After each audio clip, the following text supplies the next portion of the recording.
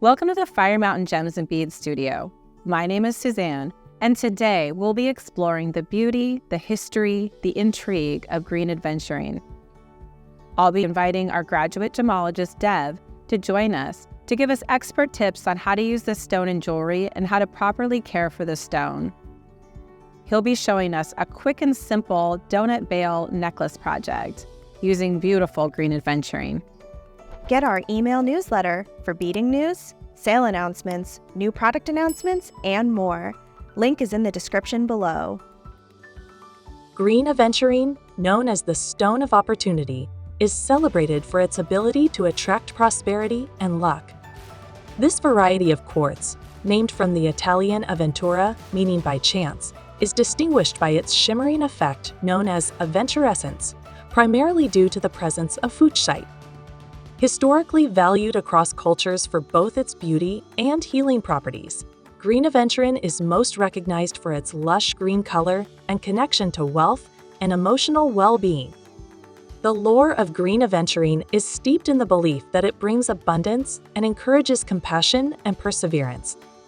Historically worn as a talisman by gamblers, it's also attributed with physical healing properties, especially related to heart health, making it a gemstone synonymous with both prosperity and vitality. Its use in ancient artifacts underscores its timeless appeal, and its association with creativity and motivation highlights its continued relevance. That was great information and fun facts about aventurine.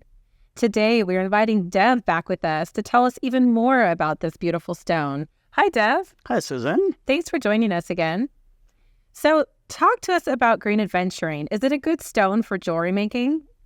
Oh, it's a beautiful stone, and it's a durable and economical, easy to get it.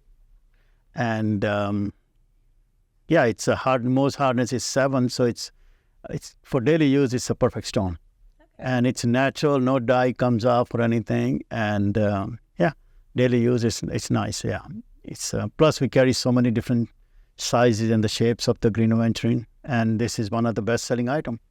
Good point. We do carry many different stones in aventurine. I want to point out here what Dev said as far as the variance in color. So we offer everything from a lighter green to a medium green, and then we even have something that's darker, right? Yes, the darker one, we call it emerald green aventurine. Okay, and is green the only color in aventurine? No, there are other colors. There's a red and beige color, okay, as well a blue color. So those are other colors we carry, and we have those also. Well, I think one of the reasons why green aventurine is so popular is because it works so well with other stones. So I want to show you. I have one of our jewelry designers that made this beautiful earring here, and see, this is combined with sodalite beads. Yeah, you can see it goes well with that. It goes well with the other gemstone colors. And it goes well with a variety of metals as well. So gold, silver, whatever different metals you prefer. It's easy to see why the stone is so versatile and popular. So one of the things I noticed about this stone is that it has a little bit of a shimmering effect. And I think that's what they call phenomenon. Can you talk to us about that? Yes, in gemology we call it the phenomena gemstone. And there are other gemstones also. This one has, we call it aventurescence. Probably you can pronounce it. Okay, so aventurescence, I think, is what we're talking about. And that's right, yeah. Okay. So that's what, it's a shimmering or glistening, different name they give, And that's because of the inclusions, which is, in green aventurine, it's called chrome-bearing fuchsia or fuchsia.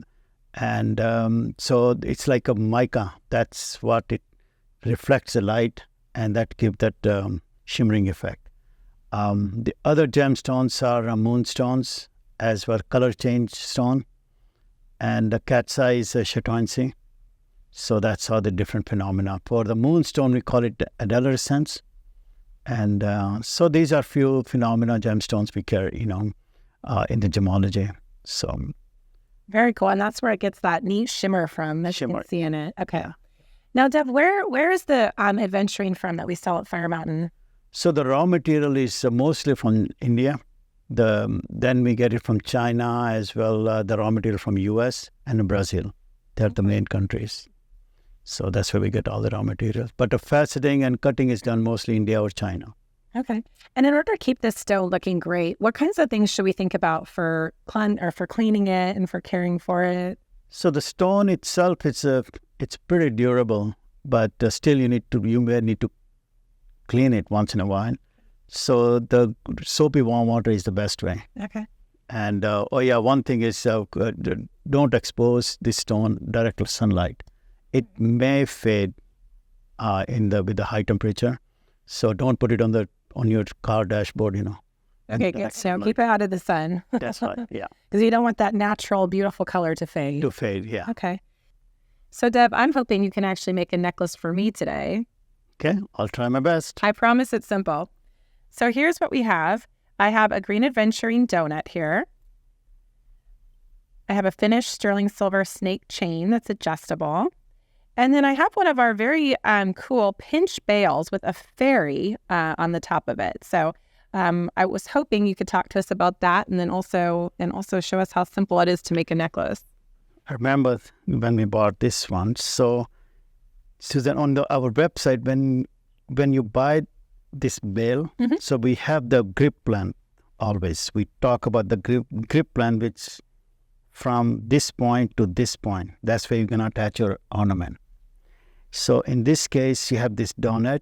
So the donut grip length is from this point to here, right? So make sure when you get it from Fire Mountain website, make sure the grip length matches your ornament. In this case, for this donut. So I see this one perfect length, grip length, it fits perfectly.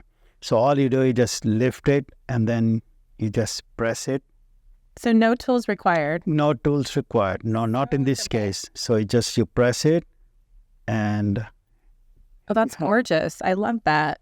So it's just ready. It's a little bit flexible. If you want, you can put a glue, but it won't go anywhere. Okay. And then you have this special chain. Oh yeah, I love that chain. This is beautiful. Snake chain, smooth on your skin. And then all you do, so... Simply thread.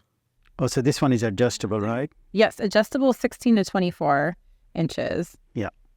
Oh, that's gorgeous, Dev. Oh, now you can put it on, adjust the length, and here you go. Thank you. Thank you so much. This is such a beautiful necklace. That's perfect. Yeah, that's nice. Beautiful. Thank you so much, Deb. I think that was my favorite project yet. That was the easiest one. Yes. Thanks again for joining us today and teaching us all about adventuring. It's always so nice to chat with you. My pleasure. See you next time. Thank you, Deb. Thank you for joining us today as we explored the beautiful world of green adventuring. Please be sure to like, share, and subscribe so you don't miss any videos. Happy beading!